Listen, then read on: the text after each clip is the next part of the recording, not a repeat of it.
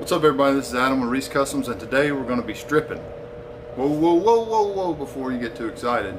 Stripping this tabletop, because obviously you wouldn't be here for the other. Anyways, so we have this dining room tabletop. Here's one. Get that out of the way. We've got our Diet Mountain Dew. This is key to the success of this project, is stay fueled. But we're basically going to take it down. It's got some pretty decent wear on it through the original finish and stain down to the bare wood. You can see in some spots, and I'll get some close-ups. But essentially what we're going to do is we're going to put our chemical stripper on it to loosen up all of the old finish and stain. We've got one repair to do here. It's a little hole that a drill bit, from what the owner tells me, a drill bit punctured into the table a little bit. So we're going to maybe put a little patch or something in there. If I have some wood that matches this species on hand, I'll cut a little plug or something, try to blend that in. But probably the most challenging aspect of this will be all of this molding and this skirt here. The top, straightforward, strip it, sand it, stain it, finish it. But it is a pretty large table, has a leaf in it, a removable leaf, and when we actually start working on it, we'll take that leaf out, probably just to make it a little bit easier to handle. But then when we finish it, we'll do it all together so everything's consistent. It's a solid wood tabletop, so that helps us. A lot of times these are veneers, and you have to be extremely careful when sanding the veneers. If you cut through, then there's not a whole lot you can do besides patch it with a new piece of veneer. It's a mess to get into. But this one, hopefully, fingers crossed, well, this hand's not very lucky. This hand, maybe fingers crossed. But we're gonna go ahead and get started. I'm gonna put the stripper on there, probably set up a time lapse or something while I'm straightening up, and then I'll come back to scraping the stripper off of it. So, let's go.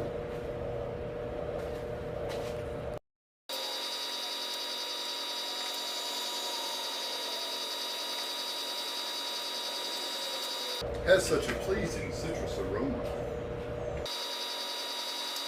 I generally like to start off with this citrus strip because it's not as harsh as some of the other strippers I have. And so when I'm doing something like this, I like to start in the least destructive and work my way up if I need to.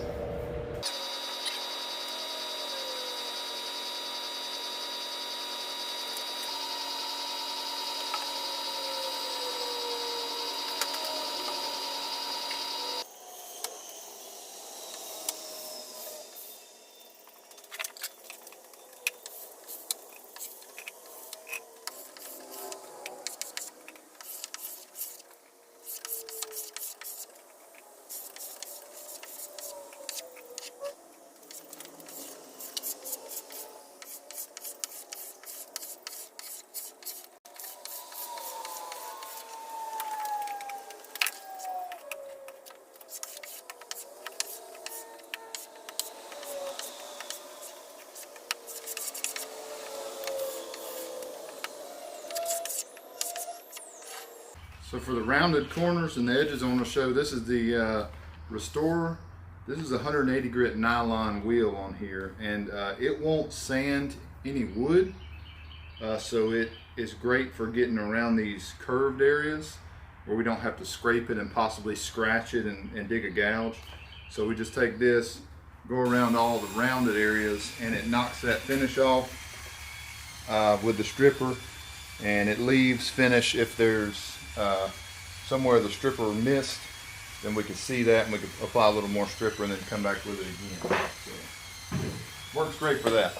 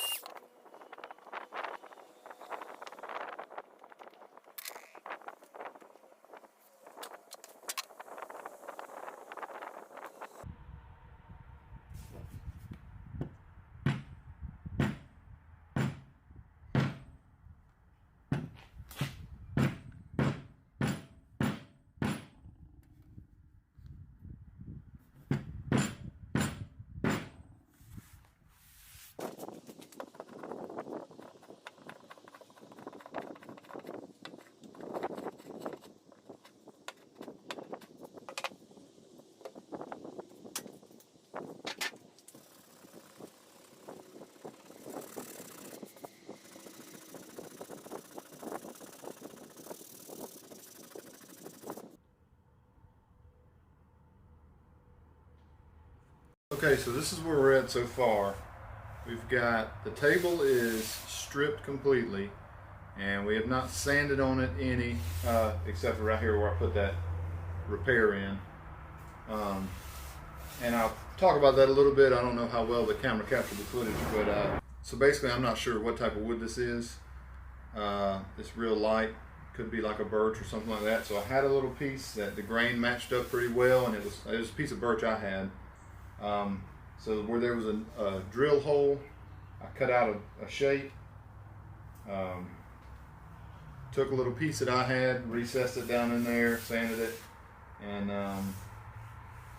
it's kind of an abstract ovalish type shape, so hopefully it'll blend in, it won't stand out. I didn't want to do like a square or a round plug or something because it'll kind of catch your eye more. This is just, once it's stained and finished, you shouldn't see it. I didn't want to put filler in there just because I don't want to worry about it cracking down the road or, you know, chipping out or whatever, so I didn't want to deal with that later. So we haven't sanded any of this yet, and I like to do it this way because it lets you really see what you're working with before you just start sanding. And once you start sanding and taking away stuff, you could get into trouble. You could sand too much or whatever. So I like to strip them all down, get all the finish off of it with chemical stripper. Then I can look and see, you won't be able to see it on camera, but there is dents and scratches and stuff like that in the wood just from years of use.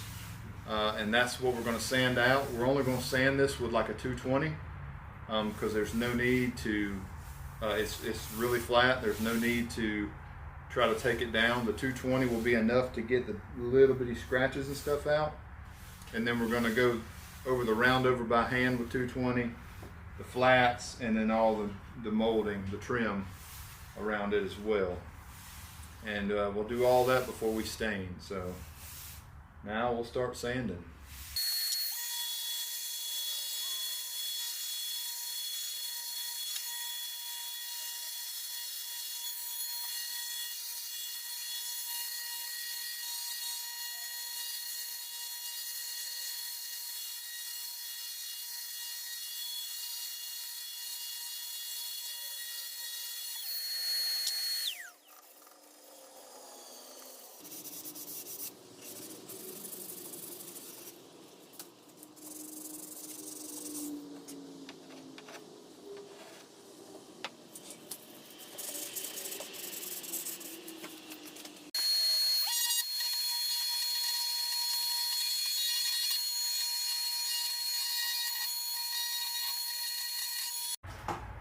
All right, it's sanded. I blew it off with the air compressor.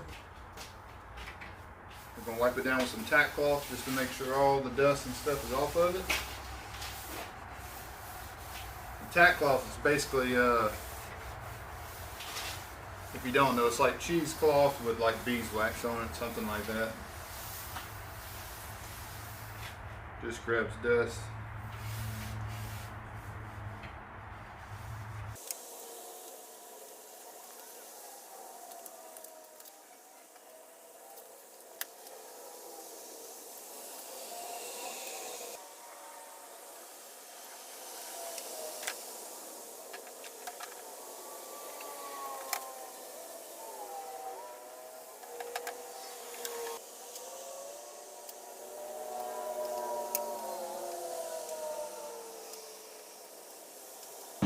All right, so the stain has dried for probably since yesterday.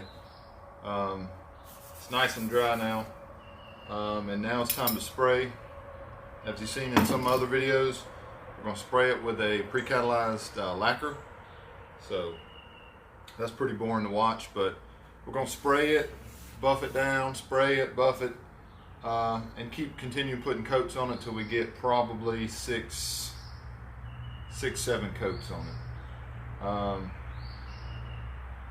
I'm not going to film the spraying just because it's the same thing you've seen in a lot of my other videos, but I'll come periodically, turn the camera on so you can see the build starting to build up on these pieces.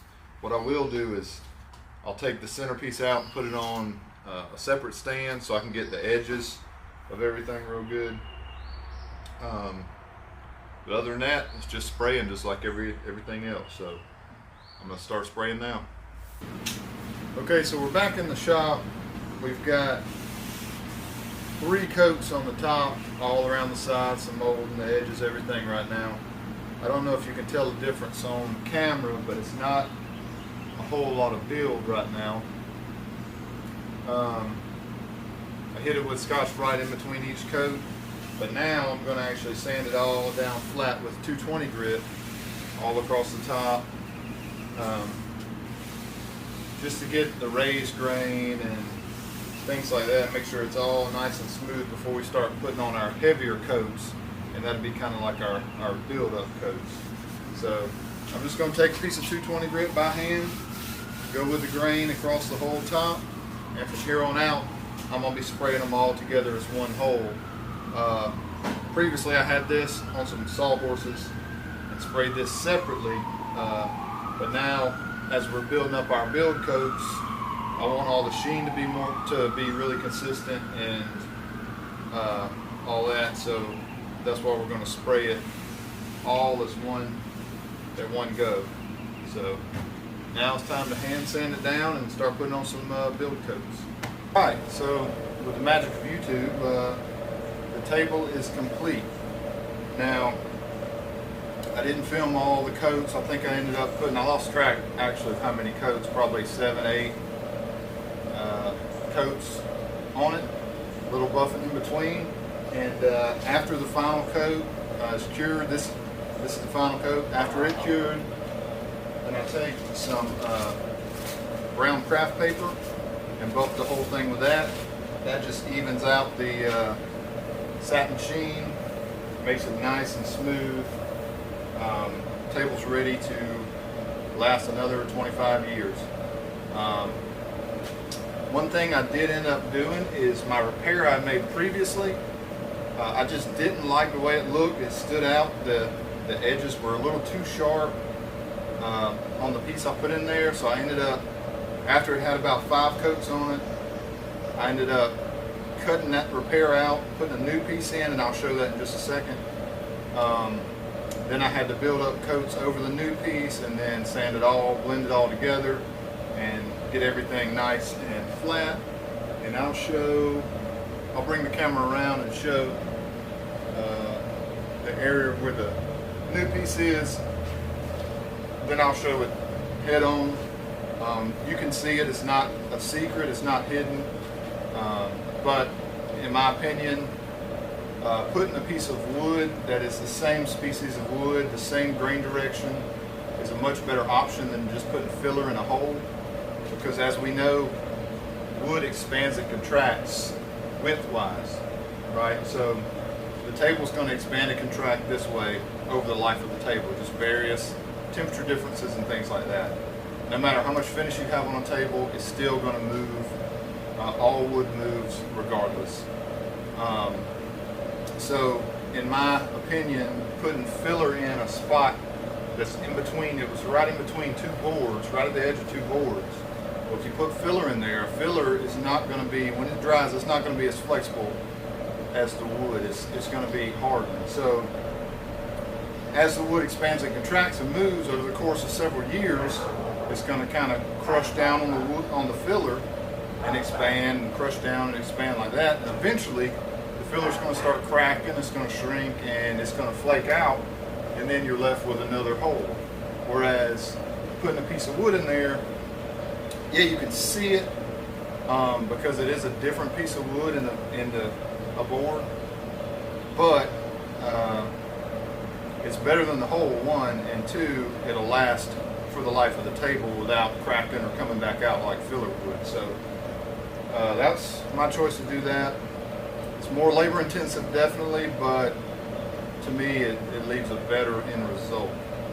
Alright guys, thank you for watching. If you made it this far, thank you for watching the whole video. It really helps out.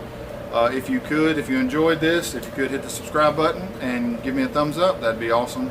The channel going forward is probably gonna change slightly, just because I make a lot of the same things like cabinets or tables or something like that, and to make a video every time it'll be kind of boring, and it's really labor intensive to make a video too, and some projects I have a timeline on I need to get finished.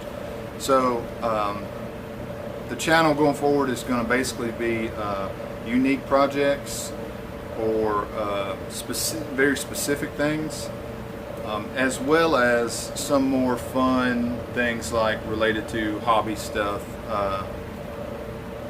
different stuff like that. So really hope you'll stick around for the journey. We're going to have a lot of fun with things. Hit that subscribe button, and I'll see you on the next one. Have a good one.